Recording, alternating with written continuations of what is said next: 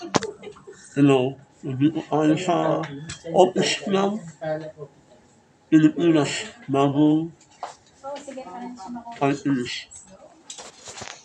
Hello sir, kamusta po Hello, kayo? hello po. Magandang hapon sa inyong lahat. At Opo, tagalak ako at napanayam ninyo. Maraming salamat sa pagdating dito sa aking tanggapan sa BBM Pilipinas. opo. Bilang attorney po na tumatakbo bilang BBM Pilipinas, ilang taon na po yan sir? Ang BBM Pilipinas, Opo, ang BBM Pilipinas ay itinatag ito noong taon na 2014. 2014. Hmm. Bale sino po ang pinaka-president dito noon? Ako po ang National President, si Ariel Defensor Gumban. Ah, Tapos ang aming member nung panahon ng halalan 2022 opo, ay umabot ang aking unang sinabmit na database ay 4.7 billion. opo. Nagdagdagan ng 1.2 million at bago dumating ang araw ng halalan, umabot kami ng about 7 million members.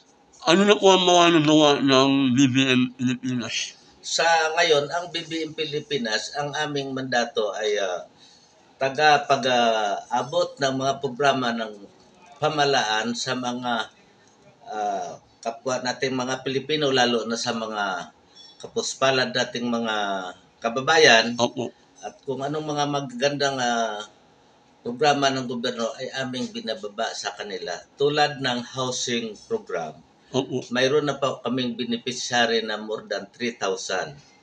At sa scholarship, mayroon naman tayo ng mga mahigit din 3,000 na scholar na under process ngayon. Opo.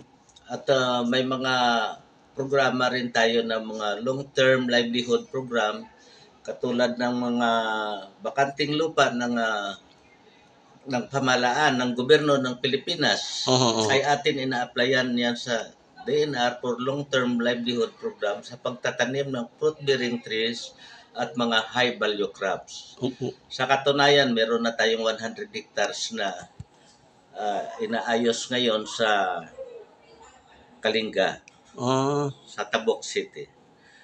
Ilocano po kayo sir o Hindi ano? po, Iloilo po ako. Ilonggo. po ako dahil sa mga Gumban Defensor from Iloilo. Bali, ano po niya sa senator Miriam? Si Senator Miriam ay pinsan po ng aking mama. Bali, Pamangkin na lang, napamangkin po ako ni Senador Miriam. ilang taon na po itong party list? Ang party list namin na Bagong Pilipinas ay ngayon lang po yan, first time na Opo. tumakbo at sa awa ng Diyos, isa ako sa naging nominee for congressman. Opo. At ngayon yung sa talaan ng kumilig ay na 146 sa baluta. Opo. Ng ginagawa ng kumilig ngayon, 146 ang aming number, Bagong Pilipinas, 146. At ikinagala ko, balita din sa inyo na sa latest sa survey, Opo. nasa top 20 na po kami from 100 plus ngayong New Year, Oo. top 20 na po kami. Huwag niyo kalimutan, BBM Pilipinas, 146 sa balota. Hindi BBM Pilipinas, Ano po? Bagong Pilipinas. Bagong Pilipinas, Party list, party list. 146 sa balota. O yun ha, Bagong Pilipinas, party list, 146. 146. Yan po. Ayun. Ano kung may magagawa ng Bagong Pilipinas, party list? Ang Bagong Pilipinas ang aming Kasi yung iba nawawala. At nanalo na, nawawala. hindi kami ang batid na alam namin na ang mga naranasan ngayon ang ugat na naranasan ngayon ng ating mga mamayang Pilipino ay ang kakulangan ng oportunidad sa pangkabuhayan. Opo. Kaya kung tayo maayos natin ang pangkabuhayan, ito ang tamang solusyon sa lahat ng mga suliranin na naranasan ngayon ng ating mga kababayan. Kaya ang number one na ano namin, kabuhayan tungo sa pag-unlad ng bagong Pilipinas. Ano lang po ba? At ang kung may magandang kabuhayan, susunod na dito ang maayos na pabahay, Opo. maayos na edukasyon ng ating mga anak, may maayos at masustansyang pagkain sa hapagkainan Oho. at maunlad ang ekonomiya ng ating bansa kung may maayos na kabuhayan ang ating mga kababayan. Kaya daan kami nakatutok sa pangkabuhayan pag kami ay Maliban po sa sa mga housing area, ano pa po ang magagawa ng BBM? ngayon mayroon pa kami, hindi pa tayo congressman, mayroon nang masulat ang DSOD dito kasi nag-apply kami ng for housing project ng mga member ng BBM Pilipinas. Opo. At ngayon, inintay lang namin ang kasagutan ng pagdating kasi galing sa bakasyon yung aming developer.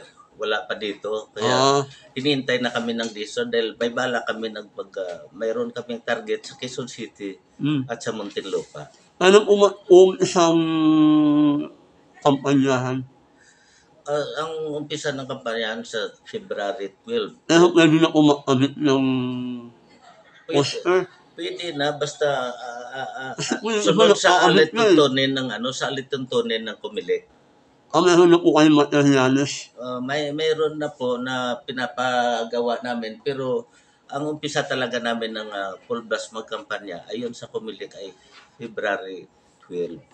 Yung po ang inaano? Yun ang pinaka ng Comelec.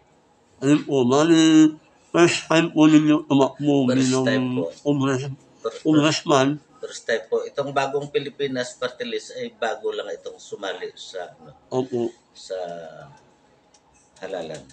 Ayun itong po. 2025. Ano pa po ang may patliling po ng isang kagaya po ninyo sa mundo ng... Ito, ganito yan. Katulad sa mga kababaihan natin, ang karamihan ay naiwan lang sa tahanan upang mangalaga ng kanilang pamilya.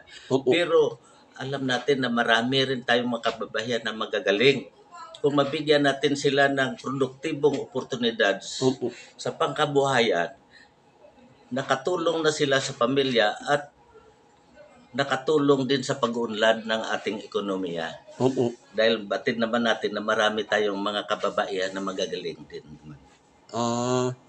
Ayun po, isang mensahe sa mga ng people na mga manunood. Ganito po, kaya kami tumakbo ngayon ng Bagong Pilipinas Party List at pagkaroon kami ang maging boses ninyo sa Kongreso at ipagpatuloy namin itong mga programa na namin nasimulan para sa pangkabuhayan at edukasyon, pabahay at marami pa tayong programa ng gobyerno na naniwala tayo na ang programa ng gobyerno, magandang programa na gobyerno ay ating mapaabot sa ating mga